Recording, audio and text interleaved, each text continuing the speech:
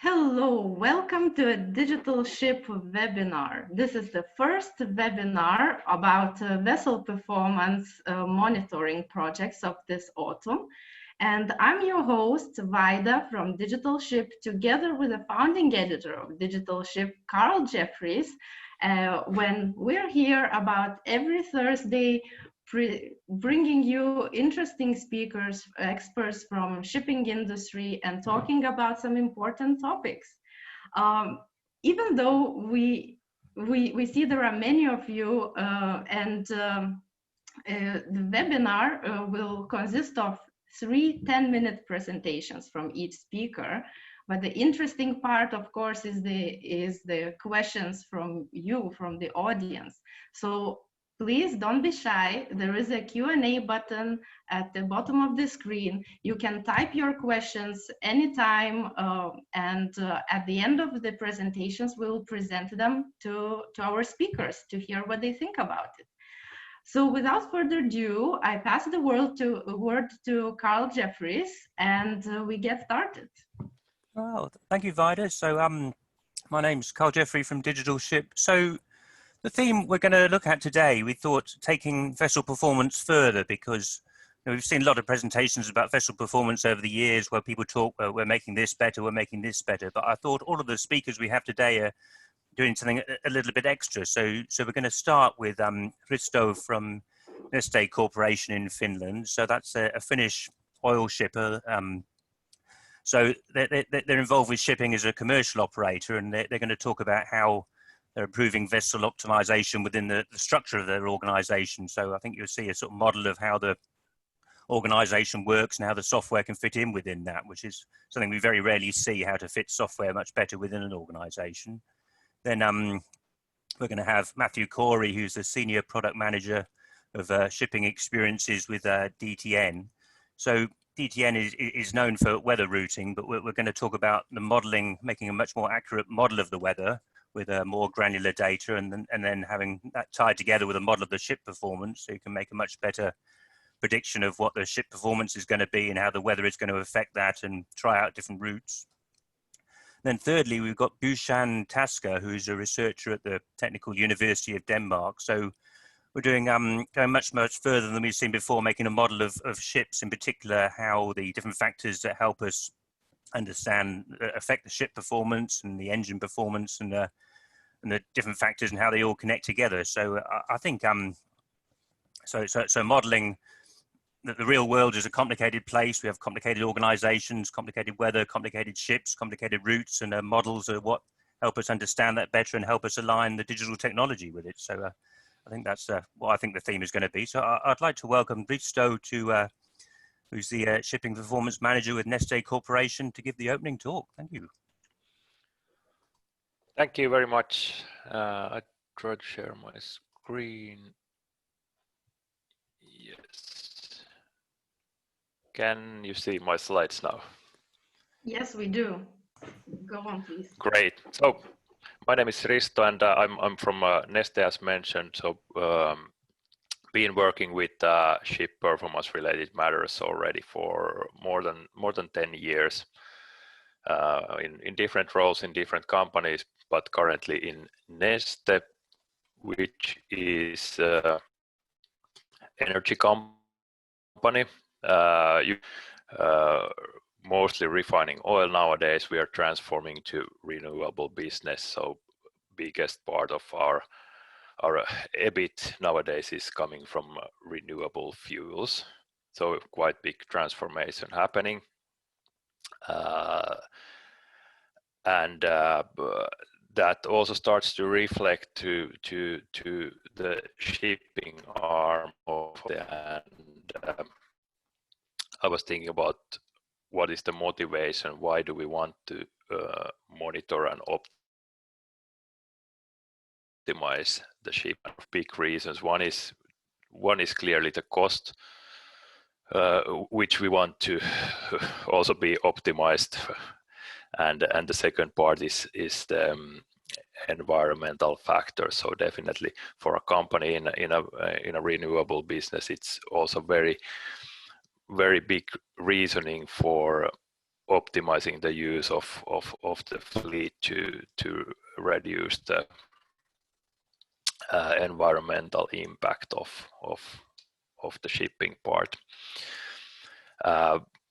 The shipping in Neste used to be an independent shipping company. Nowadays we are not anymore.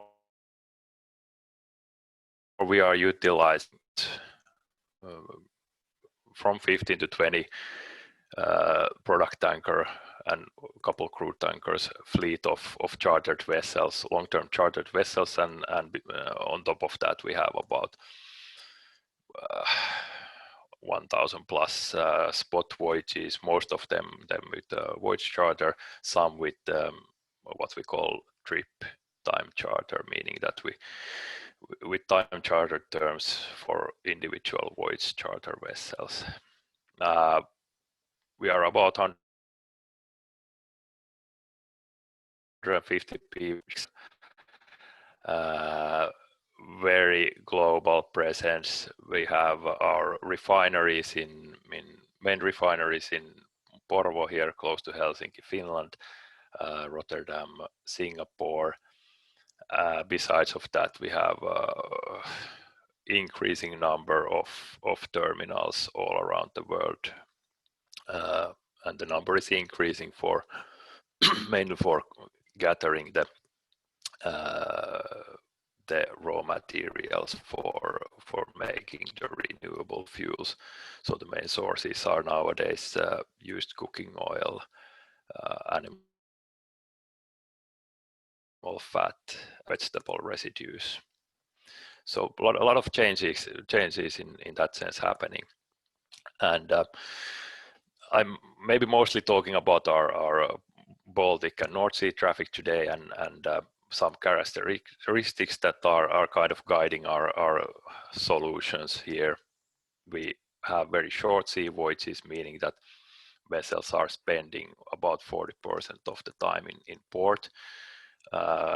We are affected heavily by the winter, so we need to prepare for ice navigation. Cargo heating is a very significant consumer in our vessels, because an equate for us a bit more trickier than for those vessels that are operating in warm areas. Then one key factor in our traffic is that the biggest terminal and port we have is called Porvoo, and it's bending its limits at the moment. So we have days where we have quite severe congestion there, meaning that the ships need to. We have tried to find a holistic optimization for our shipping. So this means that we are not optimizing only the technical performance of the vessel or only the individual voyages, but we try to look at the big picture. We have decided that where our optimization start is identified transportation, typically cargo parcel from our production or from our customers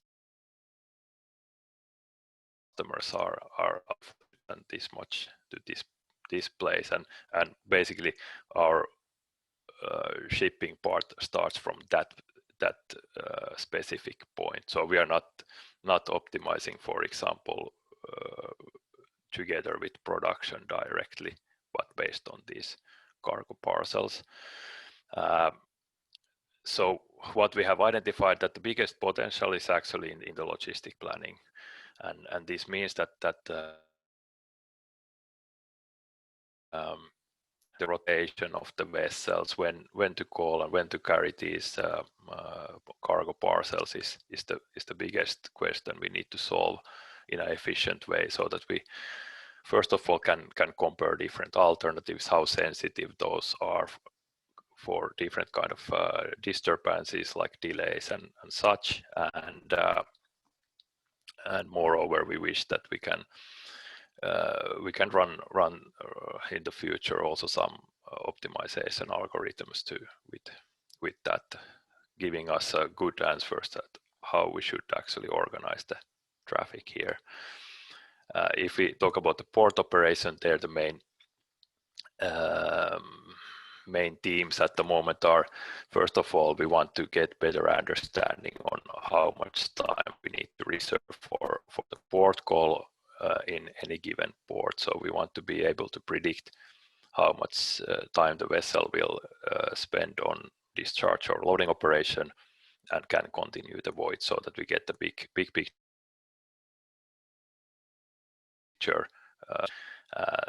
And naturally, we of course wish that in our own terminals, which we have some, the turnaround times can be reduced. It clearly gives us more playground for optimizing the whole plan if we can reduce that.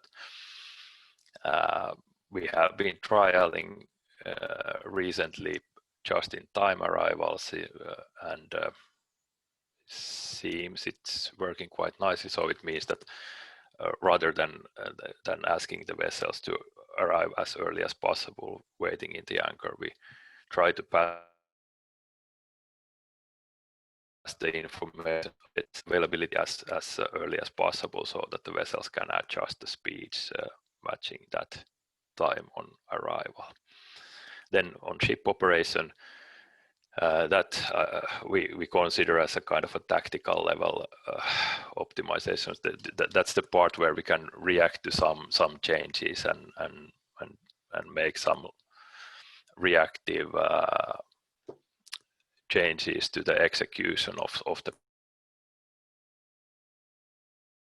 plans we have. The main focus is on speed optimization. So this in connection with the just-in-time arrivals. We also would like to move on to more delicate speed optimization, taking into account the weather conditions during the voyage and so forth. So that's what we have on the table. The topic of today was monitoring, so I tried to list what KPIs we mostly use for monitoring this. The four most used KPIs we check is waiting time. So this quite nicely tells us how well the vessels face, and then average speed of the whole fleet, consumptions per nautical mile and the distance sails. We have plenty of more, but these I think we are checking most at the moment. I'm running out of time. I had a couple of practical examples, but I think I need to speak to the next speaker. Okay. But hopefully you got some idea what we are doing in regards to vessel performance monitoring and optimization. I think there's 2 minutes left if you want to do a little bit more. Okay, good. Then about the just-in-time arrival. One sample what it could mean. So we what we do is that our jetty planning tools in our terminals to the vessels in a way that immediately when there is new information about the jetty availability, that information is pushed to the vessel so that they can reflect that information in their speed selection for the voyage. And this is from that trial one of the examples. So we had one vessel coming from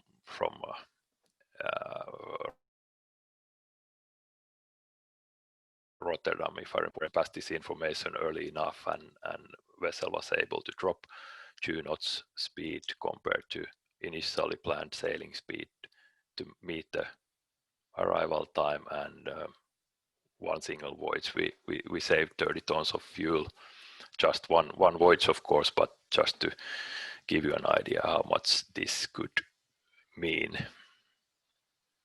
And another topic is longer voyage, utilizing weather routing on a voyage. had an intermediate stop in South Africa. We tried out weather routing and gained also very tangible savings, and mostly due to the utilizing the weather and current forecast. I believe the next speaker will talk more about this, the usefulness of this kind of data, and this is one example that proves that utilizing the best possible information in every way, it gives you tangible outcomes. Okay, thanks. Well, thank you very much. No, it's very interesting, and it's great to hear about the organizational aspects, because I think these are so much harder than the purely technical aspects, aren't they? So I'd like to welcome Matthew Corey now. So he's the Senior Product Manager with Global Experiences at DTN, which is also the sponsor of the webinar. Thanks for that. And Matthew's a North American Kiwi who's currently living in the Netherlands, and going to talk about using more accurate weather data together with a better model of ship performance. So I'd like to welcome Matt. Thank you. Thank you. Can you see my screen? Yes. Okay. All right. Well, hello. My name is Matt Corey. I am the Senior Product Manager for Ship Routing at DTN, and I'm here to talk to you about predicted performance and DTN's unique approach to weather optimized routing. I'm going to move this over here. Sorry.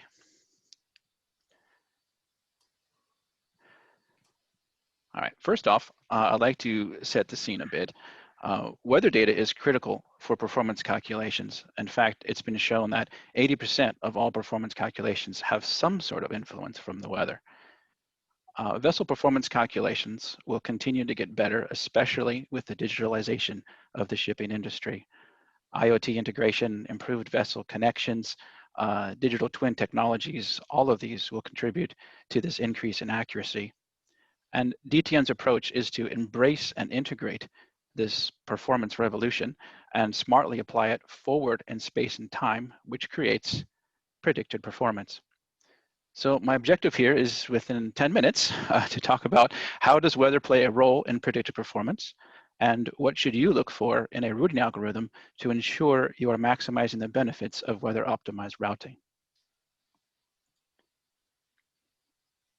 So predicted performance is an outcome of weather optimized routing, but what is weather optimized routing? It's point-to-point safe route planning that includes speed and heading recommendations taking into account impacts from environmental forces on a vessel's performance. DTN's new Polaris routing system is based on decades of routing experience via DTN's onboard SPOS application. And next, I'm going to go through the 5 basic ingredients that make up our routing system. Weather data is the first ingredient of a routing system. And I'm sure you've heard the promotions about high resolution weather data, and what does that mean? So what does it mean for the impact? What is high resolution data? In this simple example, the blue squares are designated as water and the other squares as land. Now the image on the left is low resolution and on the right is higher resolution. Note that the English Channel here isn't designated as water on the low resolution. Removing the land map from underneath, you can better see that the image on the left doesn't even look much like the landmass, while the higher resolution on the right at least resolves the water passages a little bit. You could imagine if you carved it up another and went higher resolution, you'd be able to see more of the channels and more of the land features. So here's the same area, but with actual weather prediction. In this case, it's the currents that are in prediction here. The low resolution on the left shows the currents in the English Channel as maximized in the south, while the higher resolution on the right shows the currents strong throughout the entire channel. Now, this difference could have caused you to make a wrong decision simply because the data you used wasn't high enough resolution to resolve the land or the weather feature. So is resolution the most important thing in weather? No, it is important, but it is not everything. As a 20+ year chief meteorologist in the maritime industry, I always ask my teams, how do you know you're right? And at DTN, we rely heavily on verifications to answer this important question. By using global in situ buoy observations and satellite observations, we are able to continuously determine the most accurate models for every body of water. We also employ a model mixing strategy where we use bias corrections to compensate for forecast models that might often be too early or late on a weather feature, or often misplaces a weather feature geographically. Through these methods, we produce a powerful fit-for-purpose data set to make sure we have the most accurate data available. The next ingredient for our routing system is the vessel profile. Now, a ship model includes the hull design, propeller, engine, and more details. And what I call the profile adds a bit more on top of that. So it includes environmental impacts from waves, swell, and wind, but very important are the angle of impact on the vessel versus the vessel's heading. And we employ a library of profiles from our partner at the Marine Institute. And within all of our products, we allow customization of the vessel draft, the beam, the LPP, and the fuel speed curve. Now, DTN's approach to routing is a bit unique as we strive to maximize savings through optimization.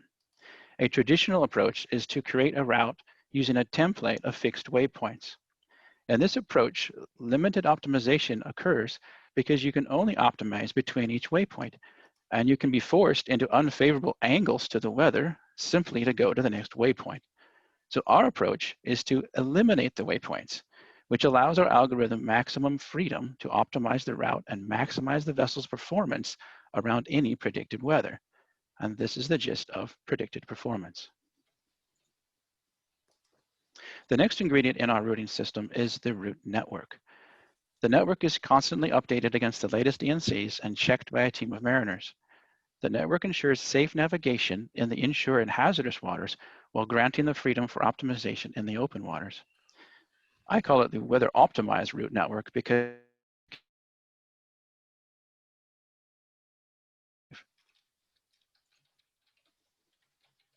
now the next ingredient for the routing system is the routing algorithm itself. An important part of the algorithm is its flexibility. Just as the weather is never the same, no voyage is ever the same. And the algorithm needs to offer the flexibility to accommodate for the many combinations or decisions one might encounter before or during a voyage. Now, this process includes ingest of weather data. Always use the latest weather data. As a meteorologist, I'll say that again, always use the latest weather data. Also involves the flexibility of the safety settings to warn or avoid against critical weather thresholds, the ability to add restrictions, the ability to add custom waypoints, but as I just said before, the more waypoints you put in, the less optimization is available, so use it sparingly.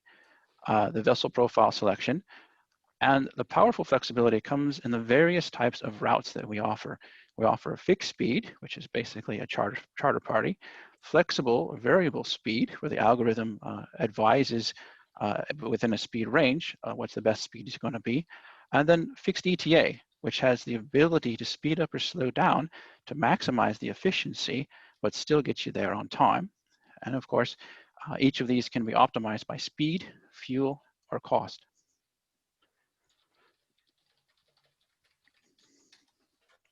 Now here's an example of the routing flexibility in action.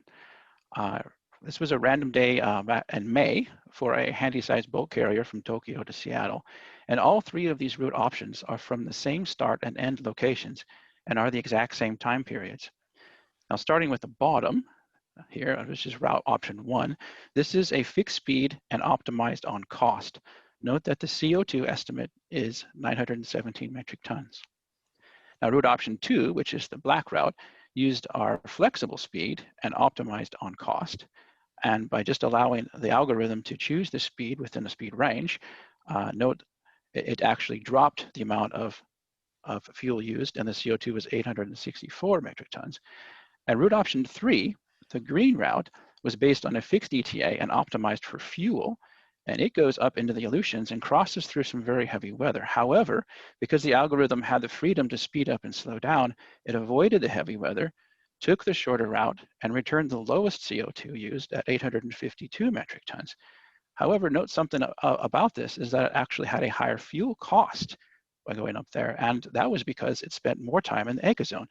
So the point of this is that the flexibility of the algorithm allows the user to basically customize and tailor to help to make the best decision possible.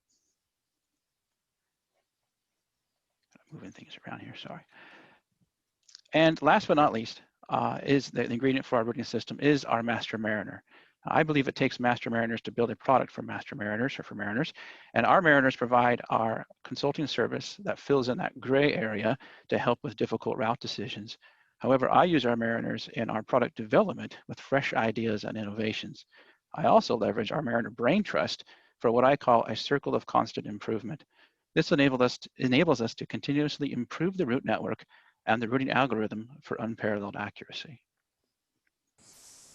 So in summary, predicted performance is a result of weather optimized routing, and it is a powerful solution which can save often 5 to 10% per voyage, and it is a great way to manage costs and greenhouse gas emissions for 2030 and beyond.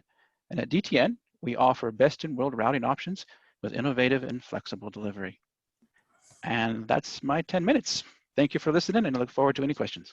Oh, thank you very much. Yeah, that's a fascinating point that your fuel consumption can go up while your CO2 goes down. That's not something anybody I've ever thought of before. That's yeah, that's fascinating. I'd just like to invite all the participants, if you want to put in any questions in the Q&A box, because sometimes the speakers can answer them on the chat while the other presentations are going on, which is something we can't do in a live event. But then hopefully we'll have more time for questions afterwards. But lastly, I'd like to invite Bhushan Taskar, who's from the Department of Mechanical Engineering with the Technical University of Denmark, so based in Copenhagen. So I've seen the slide, so we're looking at about a better model of the different factors which affect the ship performance, in particular the engine. So I'd like to welcome Bhushan, please. Thank you. Thank you, Carl, for the introduction. Okay, I'll just share my screen. Yeah, Matthew, I just switched off your slides, and Thank you. Bhushan so can share his.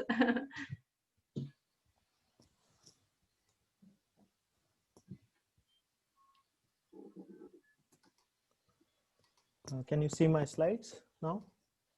Yes, everything works. Thank you. Yeah, so my name is Bhushan Taskar. As Carl mentioned, I have been working in Technical University of Denmark.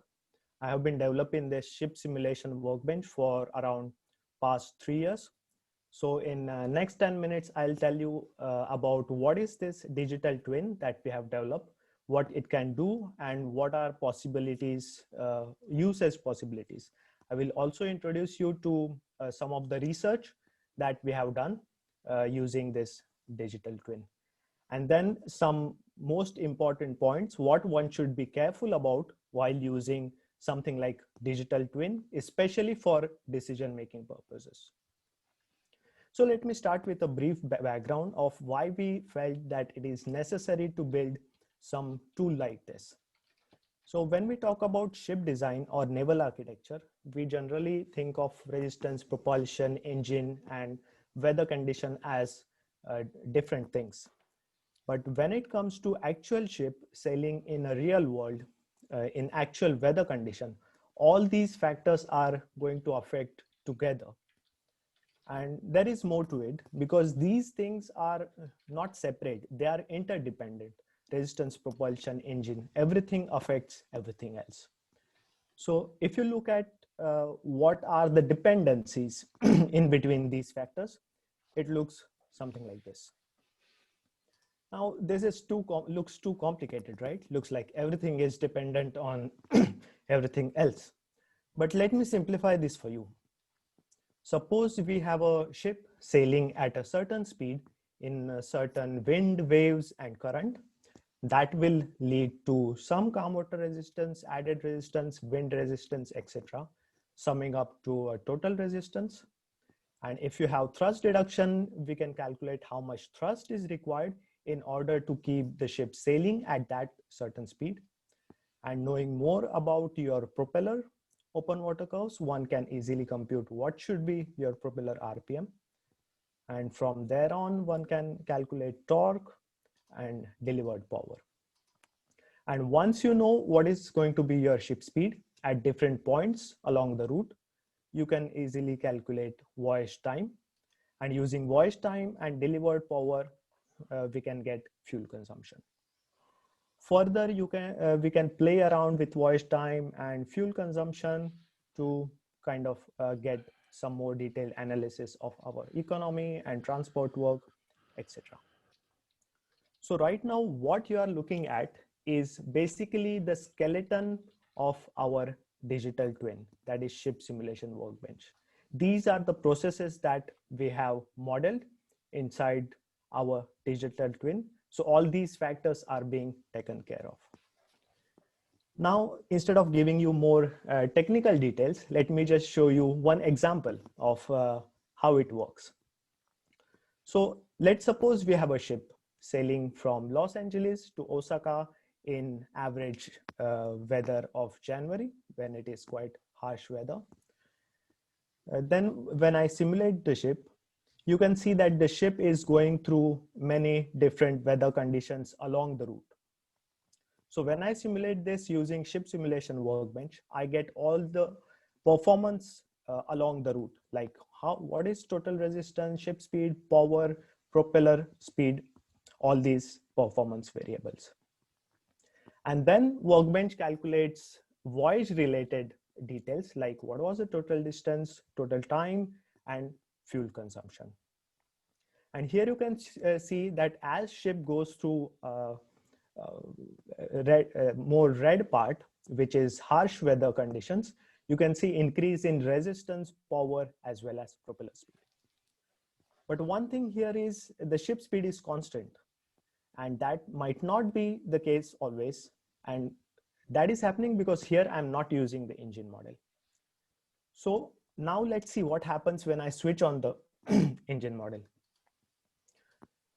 This has been implemented in Workbench, and here you can see that as compared to without engine model, in orange curve, it is limiting the available power.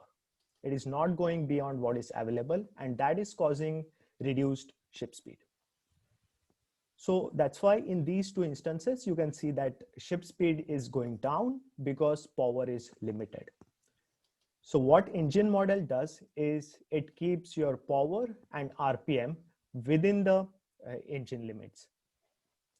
And that process is automatic because then it automatically calculates what should be the reduced speed that you can achieve given that amount of power. So when I present this digital twin, always the first question is like, okay, how accurate is it? And have you validated it? So this time I have answer for you, because currently I am working with a shipping lab project where we had a chance to compare our digital twin results with full scale data. It's a total of 2 years of autolog data. And on here, Workbench predicted speed and power using propeller speed or RPM and weather condition as an input. So on x-axis, you have measured variables. On y-axis, you have predicted by digital twin. And the gray dashed line you see, if the point is on that line, which means prediction exactly matches the onboard measurement. So that is the perfect prediction. So in case of power prediction, the plot on right-hand side, you can see that the prediction is quite good. There is hardly any scatter over there. And most of the points are around the gray line. But in case of speed prediction, we can see that it is having a bit hard time predicting ship speed. So there are a few points here and there. Especially in these areas, you can see when there are large waves coming from head sea or bow quartering sea conditions, then the prediction is going slightly away from what it should be. So there is some scope for improvement. Now let me tell you a bit about what research have we done using this digital twin. Currently, there is a lot of talk about speed reduction strategy in order to reduce emissions. So our question was, does this still work when the ship is going in harsh weather, or are the savings consistent only in calm water? So we did multiple simulations in different weather conditions using different ships. And in calm weather, for example, in July, you can see that around 15% speed reduction leads to 30 to 40% fuel saving and hence emission reduction. But it was surprising because when we did similar simulations at many different speeds, in harsh weather, that is in January, all the fuel savings came down drastically. So now at 15% speed reduction as compared to design speed, earlier we were getting 30 to 40% savings. Now we are down to below 20% in all the cases. Especially in the case of tanker, it is something like 2 to 3%. So studies like this are quite interesting what you can do, because it takes into account all the intermediate variables, what is happening in the case of ship operation. Of course, there are a lot more details, and that's why I have put a reference. If you are interested, you can have a look at that. Next one is here. Actually, I want to detail, like draw your attention to a bigger point, because this is the digital twin, and each box essentially can introduce some amount of uncertainty in your final fuel consumption calculation. And one should be very much aware of how accurate are your each methods, because all the uncertainties are going to add up. So in this case, we were looking at loss of propulsion efficiency, like what happens when we change thrust reduction and wake fraction in waves, and how does it affect fuel consumption. In this investigation, we found out that it does have show some effect, 10 to 12% variation. But this is true for all the other factors. You should look at what is the accuracy of your calm water prediction, added resistance prediction, and all the other cases. So the next one was we were looking at what happens by changing added resistance. How much is the uncertainty that you have in the model? Because depending upon which method you choose, you will always get many different RAOs. They are like all over the place. But the question is, how much does this translate into difference in fuel consumption? That was the question. So we did a lot of voyage simulations, each time with different added resistance RAO. And then for some methods, it showed relatively small change, but maximum variation we saw was around 10% variation. So here we are aware that, okay, this can added resistance itself, if we don't choose the method properly, it can cause up to 10% variation in fuel consumption.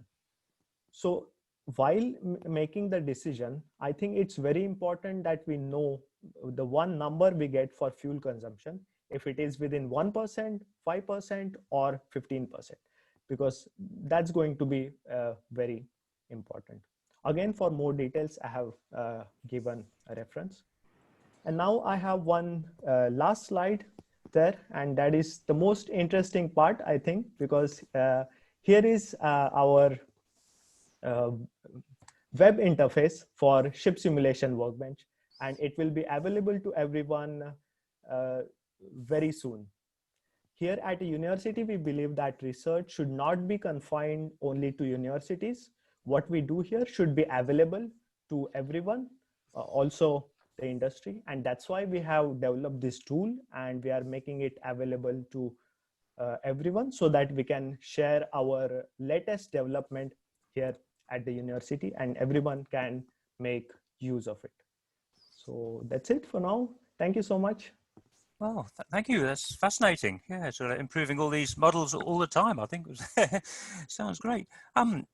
Just to get the questions going, I thought I'd like to ask all the participants to comment on an opinion was expressed in the last webinar. We had a guy from DNV, and he said, I think maritime digitalization projects are far too fragmented and piecemeal, and that's why they never go anywhere. And he had the example of somebody who tries to lose weight and tries something else, and it never works. But I thought all of the presentations you've given have been an example of how to be strategic and long-term thinking and think much deeper about this kind of projects rather than piecemeal projects. I don't know if that's something anybody would like to comment on. I mean, basically a compliment, isn't it? I think, but we're going in the right direction, I think, aren't we?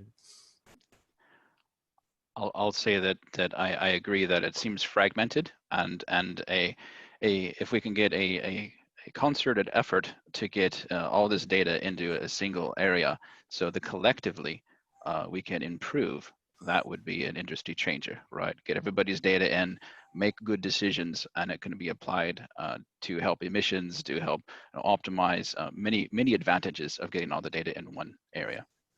Wow, yes, it's a call for a sort of more integrated thing across the industry, which links to your last slide, Bhushan, was like a single model that the whole industry would use. But I guess the people who always object to this kind of thing are the charterers, particularly the more secretive ones, like the old traders who don't know. Risto, do you have any comment on, you think broad industry sharing would be a good idea? Yeah, it is difficult to get something, I mean, for people to share. But I think that here the question is about if you try to be too broad, then all the models are of not very much accuracy. So it's a question of depth versus breadth. So I think that's why collaborations are important, because then each you can have expert on each different things contributing from their side. Sorry, Risto. Yeah, I'm not sure if I have any strong opinion about this. This is something. There has been a lot of different kinds of initiatives to enable this kind of industry-wide data sharing, but yeah, outcomes have been, on my opinion, a bit poor. So I don't know. I may be more inclined to that the company should do what they think that is smart, and then the information we need to share, we should maybe put more efforts on defining the data interfaces in a way that such information that needs to be shared can be done effectively, and that also includes the standardization of the data formats in a way that that, for example, we know which data we are talking about when we distribute data. That's already a quite big burden to overcome. Oh, yeah, that's very good. We can have a look at the Q&A. There's a very long question at the bottom, which I suggest we probably skip, even though I think the guy is basically asking about rules between different emission types, how you balance CO2 and NOx. I don't think that's really the core competence of the speakers here, but I was trying to find some questions that would be good for discussion with lots of people, because lots of them are very specific, but I would go for the ultra low speed steaming one. I don't know, Vido, which you want to pick one. Yeah, I guess this was mainly for me. So ultra low steaming. Basically, what we have done a kind of evaluation with each and every vessel, that what is the minimum that is still safe for the engine, and in our case it helps quite a lot that the voyages are so short, so that even we would have one voyage with ultra low speed, then the next one probably is not, so it kind of compensates that issue. But definitely you have to be careful with this, and then when we add the cargo heating part there, the slow steaming equation becomes more complex as the exhaust gas economizers do not function that well on the low loads, and then we need to burn more fuel on the boiler. So in the end, it's quite complex equation, but the rule of thumb is naturally that lower the speed is the less you consume. Yeah. Vido, do you want to choose a question? Yeah, I thought maybe the question that all panelists could give their opinion about was from Nikos Skiadas. How do you predict fuel consumption from delivered power? Is it something related with what you have experience with?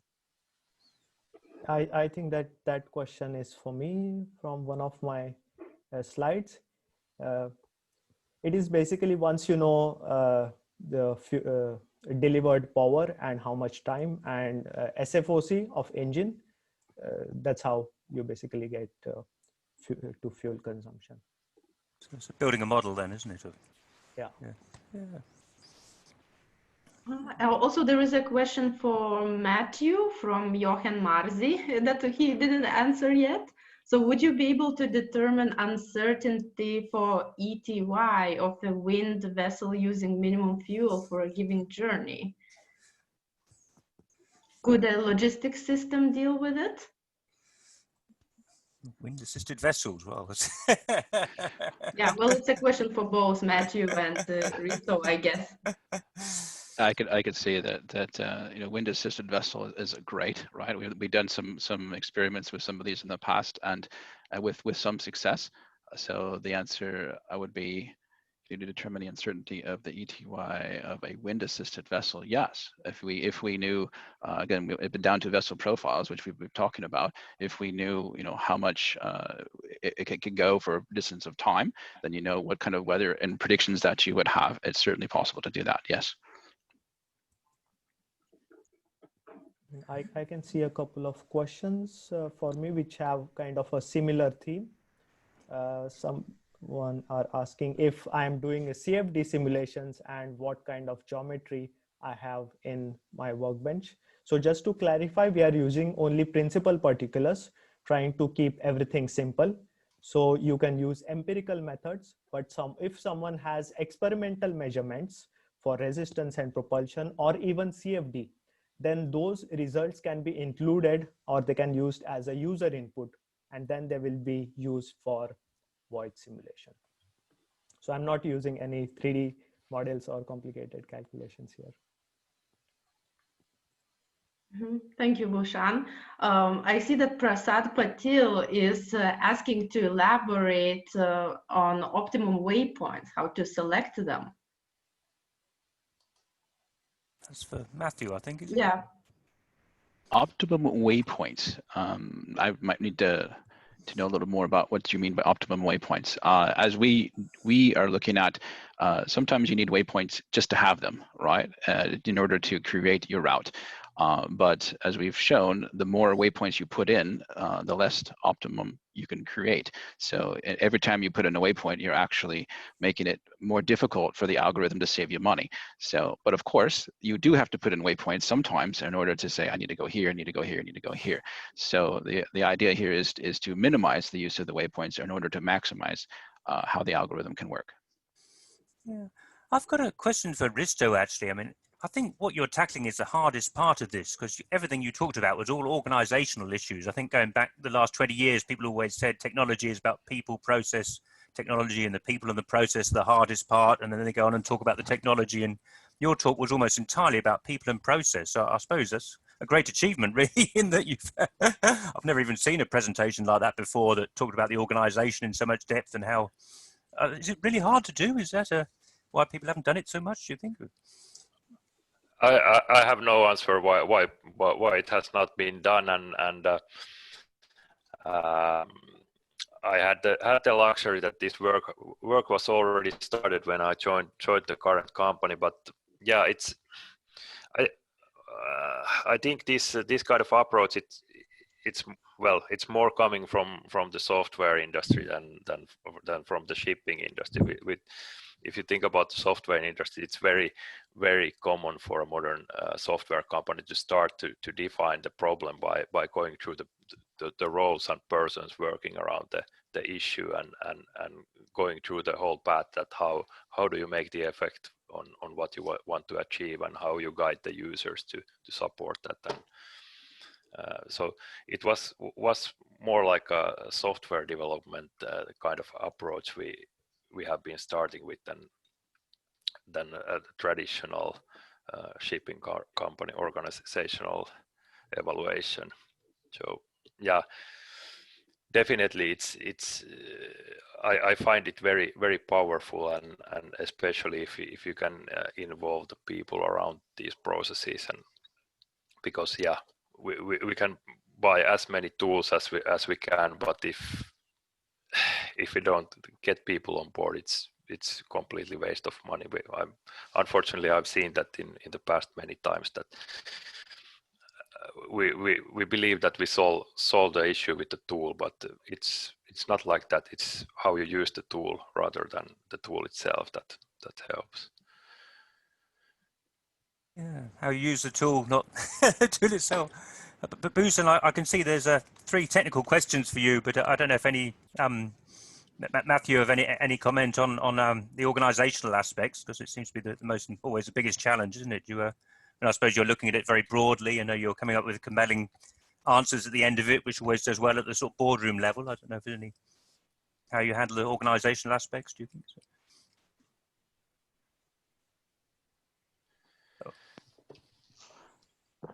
I'm sorry, is that directed to me? Oh, There's yeah. broken up there.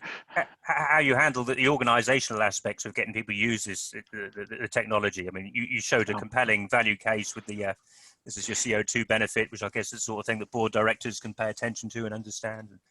Yes.